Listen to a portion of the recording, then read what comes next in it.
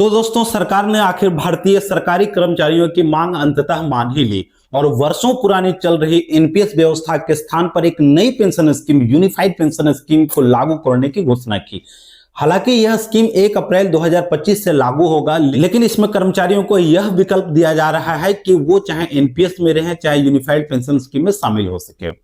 आज के इस वीडियो में हम इस बात का डिटेल्ड स्टडी करेंगे कि एनपीएस के स्थान पर यूपीएस आखिर क्यों लाया गया, यूपीएस एनपीएस से अलग कैसे है और यूपीएस क्या वाकई अच्छा है, क्या ये ओल्ड पेंशन स्कीम का स्थान ले सकती है। आज के वीडियो में हम इन सभी बातों का विश्लेषण करेंगे।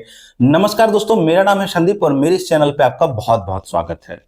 दोस्तों वर्ष 2004 में भारतीय जनता पार्टी की सरकार ने जो ओल्ड पेंशन स्कीम चली आ रही थी उसके स्थान पर एक नई पेंशन स्कीम यानी कि एनपीएस न्यू पेंशन स्कीम की घोषणा की। लेकिन इसकी घोषणा के बाद से ही जो भी सरकारी कर्मचारी हैं वो इनका विरोध कर रहे थे। विरोध के काफी कारण भी थे। आखिर आप सरकार के यहाँ वर्षों तक नौकरी करते हैं और नौकरी करने के बाद आपको डिग्निटी के साथ रिटायरमेंट का ऑप्शन नहीं मिले, आपका पेंशन निश्चित नहीं हो, तो निश्चित रूप से आपको अपना भविष्य अंधकारमय ही लगेगा। तो इसके कई कारण थे कि एनपीएस उतना सफल नहीं हो पा रहा था जितना कि ओल्ड पेंशन स्कीम था और सरकारी कर्मचारी इसका लगातार विरोध कर रहे थे। इतना ही नहीं, कई राज्यों में जो राज्य सरकारें हैं यानी कि भारतीय जनता पार्टी के अतिरिक्त की जो राज्य सरकारें हैं, खास करके कांग्रेस और झारखंड की आप अगर बात करें तो यहाँ पे जेएमएम ने ओल्ड पेंशन स्कीम की घोषणा कर दी। यानी कि राज्य सरकारों ने अपने कर्मचारियों के लिए ओल्ड पेंशन स्कीम की घोषणा की और कई राज्यों में और कई केंद्र शासित प्रदेशों में भी ओल्ड पेंशन स्कीम का जो मुद्दा है वो काफी बड़ा बन रहा था और यहां तक कि ये चुनाव को भी प्रभावित कर रहा था।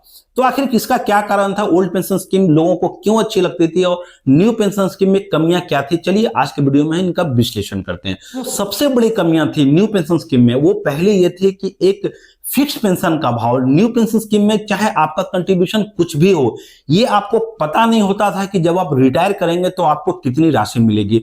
कई सारे केसेस में ऐसा हुआ है कि लोग 10 साल 20 साल के काम करने के बाद लोग रिटायर कर रहे थे और उन्हें 2000-5000 रुपए जैसे मीगर पेंशन से संतोष करना पड़ रहा था।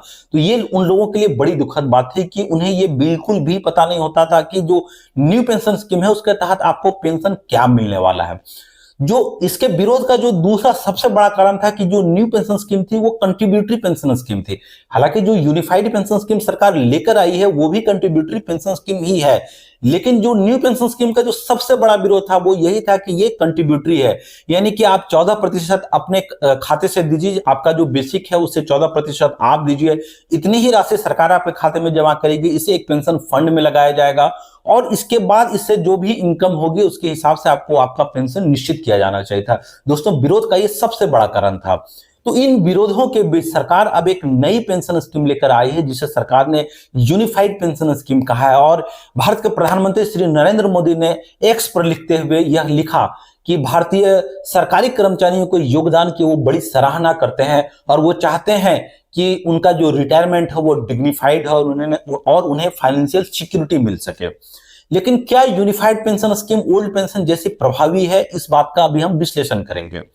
सबसे पहले हम ये जानने की कोशिश करते हैं कि न्यू पेंशन स्कीम से जो नई यूनिफाइड पेंशन स्कीम आई है वो क्या अलग है और कैसे अलग है। दोस्तों जो सबसे बड़ा बदलाव आया है यूनिफाइड पेंशन स्कीम में वो ये है कि आपको अब ये पता होगा कि आपकी पेंशन क्या होने वाली है। यानी कि आपको एक फिक्स्ड राशि मिलने वाली है और जो आपको पहले से पता होगी कि आपको ये राशि मिलने वाली है। इसमें से क्या होगा कि जो लास्ट 12 मंथ्स का जो आपकी ड्रॉन सैलरी है, यानी अगर आप कहीं नौकरी कर रहे हैं तो जो 12 महीने की अंतिम आपकी सैलरी है उसका एवरेज किया जाएगा और उसके एवरेज के बाद उसका जो 50% होगा वो आपको पेंशन के रूप में दिया जाएगा। अभी ये ध्यान दें कि न्यू पेंशन स्कीम जो थी उसमें ये राशि बिल्कुल भी फिक्स नहीं थे। जो ओल्ड पेंशन स्कीम थी उससे भी ये थोड़ा अलग है, क्योंकि ओल्ड पेंशन स्कीम में सरकार का प्रावधान ये था कि आपकी जो लास्ट ड्रॉन सैलरी होती है, यहाँ पे जो यूनिफाइड पेंशन स्कीम है वो एवरेजिंग की बात करता है, लेकिन जो ओल्ड पेंशन स्कीम थी वो ये बात कहती थी कि आपकी जो लास्ट ड्रॉन सैलरी होगी उसका 50% आपको दिया जाएगा। तो यहाँ पे ये जो यूनिफाइड पेंशन स्कीम है वो थोड़ी अलग है। हालांकि बहुत ज्यादा घाटा नहीं होगा कर्मचारियों को, लेकिन कई बार ऐसा होता है कि आप अपने जो नौकरी कर रहे हैं तो आप अपने रिटायरमेंट के अंतिम साल में हो सकता है कि आपको कोई प्रमोशन मिला हो, इसका फायदा ओल्ड पेंशन स्कीम में होता था। न्यू पेंशन स्कीम में आपको यह फायदा नहीं मिलने वाला है। आपकी जो लास्ट 12 मंथ की एवरेज ड्रॉन सैलरी है वही आपको मिलने वाली है। जो दूसरा बेनिफिट है और जो दूसरा चेंजेस यूनिफाइड पेंशन स्कीम में किया गया है वो ये है कि फैमिली पेंशन में, यानी कि अगर पेंशन लेते लेते भगवान न करे जो सरकारी कर्मचारी थे उनकी मृत्यु हो जाती है, वो इस दुनिया में नहीं रहते हैं, तो जो उनकी फैमिली है उनको उनका पेंशन का 60% पेंशन उनको मिल जाएगा। यानी कि फैमिली पेंशन जो है वो लास्ट ड्रॉन पेंशन का 60% होगा। दोस्तों यहाँ ये बात बिल्कुल अलग है, एनपीएस में ये प्रावधान नहीं थे। आपको जो भी फैमिली पेंशन मिलना था वो पता नहीं होता था कि कितनी फैमिली पेंशन मिलेगी, तो सरकार ने ये राशि अब तय कर दी है। तीसरी बात जो यूनिफाइड पेंशन स्कीम को न्यू पेंशन स्कीम से अलग बनाती है वो ये है कि अगर आप 25 साल की सर्विस कर लेते, आप ये समझें कि इसमें जो फुल पेंशन मिलने के लिए जो मिनिमम एलिजिबिलिटी क्राइटेरिया है वो 25 इयर्स ऑफ सर्विस है। यानी फुल पेंशन आपको तभी मिलेगी जब आप 25 साल की सर्विस पूरी करते हैं, और पेंशन के लिए आप एलिजिबल तब होते हैं जब आप 10 साल की सर्विस करते हैं। ध्यान दें, सरकार ने मिनिमम पेंशन 10,000 रुपए रखा है, यानी कम से कम जो आपको पेंशन मिलेगा वो 10,000 तो मिलेगा ही मिलेगा। पुराने जो पेंशन थे वो अच्छी थी, लेकिन जो न्यू पेंशन स्कीम है वहां पे मिनिमम कुछ भी प्रावधान नहीं था, तो सरकार ने इसमें एक बड़ा बदलाव किया है। सरकार ने ये तय किया है कि कम से कम आपको इतनी पेंशन मिले ही मिले। चौथा पॉइंट जो यूनिफाइड पेंशन स्कीम को न्यू पेंशन स्कीम से अलग करती है वो है डीए।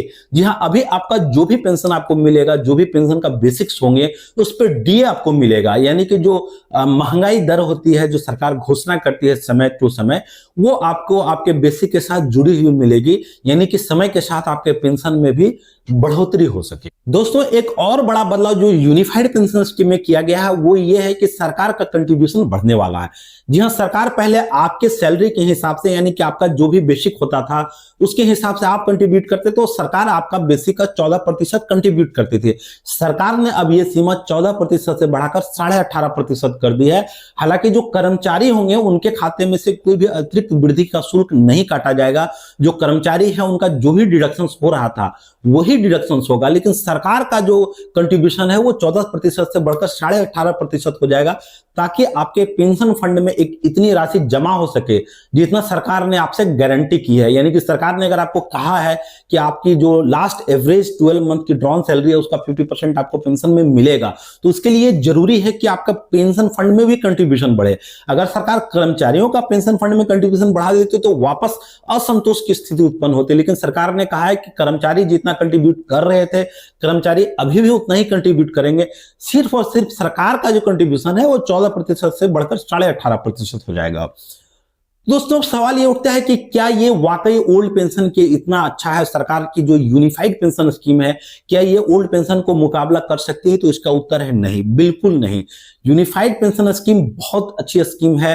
पहले के जो न्यू पेंशन स्कीम है उसमें से काफी बदलाव किए गए हैं, कर्मचारियों को संतुष्ट करने का प्रयास किया गया है, लेकिन ये ओल्ड पेंशन स्कीम की बराबरी नहीं कर सकता, क्योंकि ओल्ड पेंशन स्कीम कंट्रीब्यूटरी नहीं थी। जो भी पेंशन होना था, जो भी पेंशन का प्रावधान मिलना था वो सरकार कर रही थी, उसमें कर्मचारियों का कोई कंट्रीब्यूशन नहीं था। लेकिन यूनिफाइड पेंशन स्कीम हो या न्यू पेंशन स्कीम, इसमें कर्मचारियों को कंट्रीब्यूट करना ही पड़ेगा।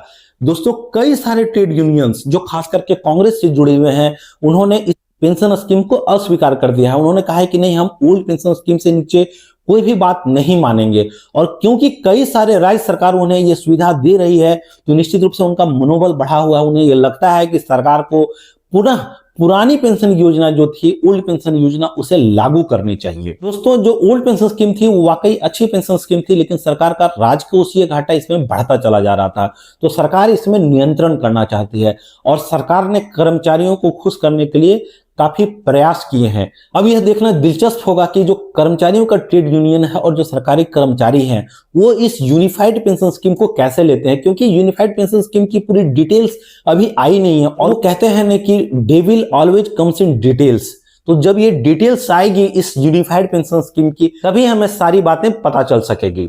तब तक के लिए थैंक यू वेरी मच। और दोस्तों अगर आपको इस तरह के कंटेंट पसंद है तो please like share and subscribe my channel. Thank you very